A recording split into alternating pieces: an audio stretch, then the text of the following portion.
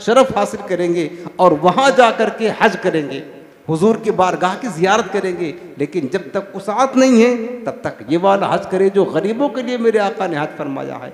वो गरीबों का हज क्या है, कई तरह का है, वो आप सुने हदीस पाक और उसको फिर याद भी रखते जाए और उस पर अमल भी करते जाए ताकि हम हज उम्रा का सवाब हासिल कर सकें।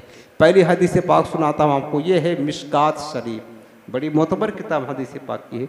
मिशकात शरीफ की रवायत में है कि मेरे आका मदीने वाले मुस्तफ़ा सल्लल्लाहु अलैहि वसल्लम ने फरमाया, जो सुबह की नमाज के लिए मस्जिद गया, यानी नमाज फ़ज्र अदा करने कहाँ गया, मस्जिद गया, नमाज फ़ज्र अदा करने के बाद बैठा रहा, ज़िक्र व अस्कार करता रहा, तिलावत कुरान करता रहा और दुरूद पाक पढ़ता रहा, यानी इबादत में मसरूफ़ रहा।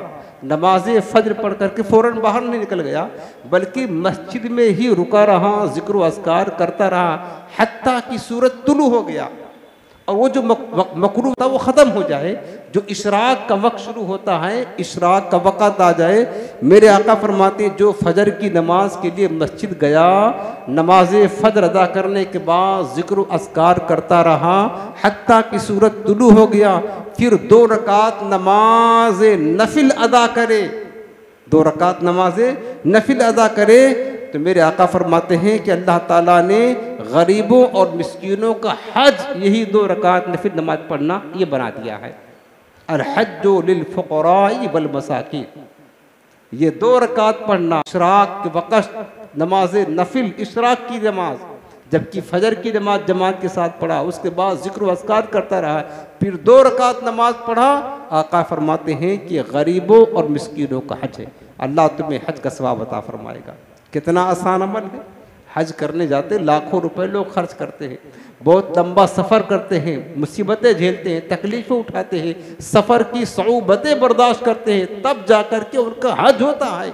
और मेरे आका ने गरीबों के लिए कितना आसान फरमा दिया, आप जाएं रोज़ाना हज करें, अल्लाह ताला की रहमत के ख़ज़ाने में कुछ कमी नहीं, अल्लाह ताला रोज़ाना आपको हज की सआदत अता फरमाएगा और हज का सवाब अता फरमाएगा। अब दूसरी हदीस पाक सुने, ये हदीस पाक है नसई शरीफ की। नसई शरीफ की रवायत है, हुज़ूर नबी करीम सल्लल्लाहु अलैहि वसल्लम फरमाते हैं कि 2 रकात इशराक की और 2 रकात चाश्त की पढ़ अल्लाह ताला 2 हज और 2 उम्रा करने का सवाब अता फरमाएगा। सुभान अल्लाह।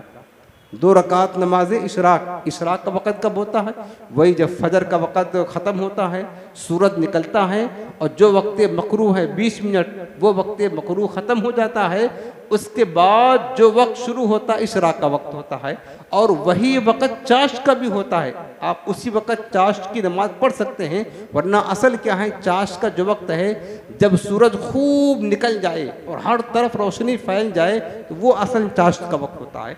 लेकिन इशराक का वक़्त शुरू होते ही आप नमाज इशराक 2 रकात और नमाज चाश्त 2 रकात पढ़ सकते हैं। जब आप पढ़ेंगे, मेरे आका करीम ने फरमाया है कि अल्लाह ताला उसे 2 हज और 2 उम्रा करने का सवाब अता फरमाएगा।